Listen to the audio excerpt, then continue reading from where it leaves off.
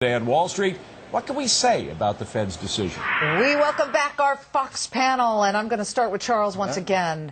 What do you make overall of the reaction that we saw with the markets, with gold, and just the gut reaction that you're hearing from CEOs like Mike Jackson of AutoNation and Ara Hovnanian? Well, I think anytime you take some uncertainty out of the market, it's positive, and I think some uncertainty was removed from the market today. But as I was sitting there listening, to Mike and Pete continually battle out, I'm more convinced than ever that this stuff, this noise, has such little impact. And as an investor sitting back and trying to say, how do I interpret this information? You interpret it, again, by not getting overly excited about what happens.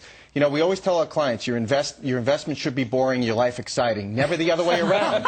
But so many people try to glorify the investment game, and you can't do it. The markets are efficient. They're going to do what they want to do. Just take everything with a grain of salt. Well, Liz, I'm not suggesting that your friend Warren Buffett is boring, but he does lead a very simple life. He lives in the same home he's been in for, 50 years?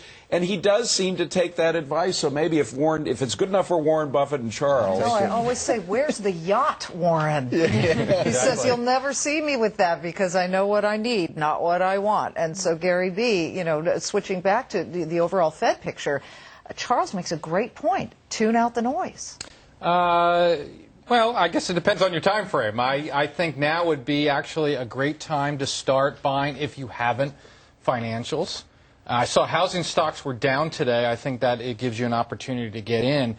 And I think the other reason is that I think the Fed, there's a great article in the Wall Street Journal, kind of behind the scenes how Bernanke works. Yeah. I think they were laying hints for another rate cut. They said two things in the statement. One, that they expect a further kind of contraction in the economy. And two, today's cut meant to forestall any problems that we have. When they use the word forestall, that tells me in 6 weeks from now we're going to see another cut. I think we're going to have a choppy market. I think we're going to have an up market, choppy market till then. I think we're going to up market, and I think housing and financials. Peter, I know you didn't want a rate cut today, but you got one. Were you expecting one? I was expecting one, and, for the Halloween metaphor, it was certainly a treat for me. My gold stocks today are up 4 times as much as the Dow.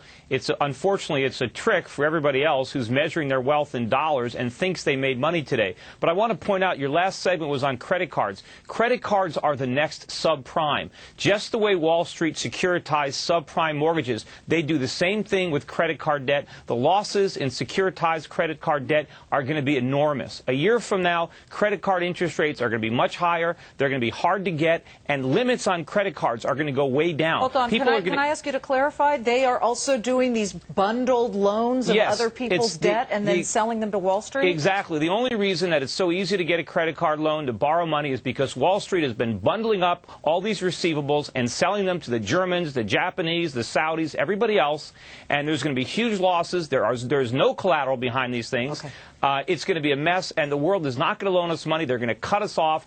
Credit's going to be hard to come by, and Americans are not going to be able to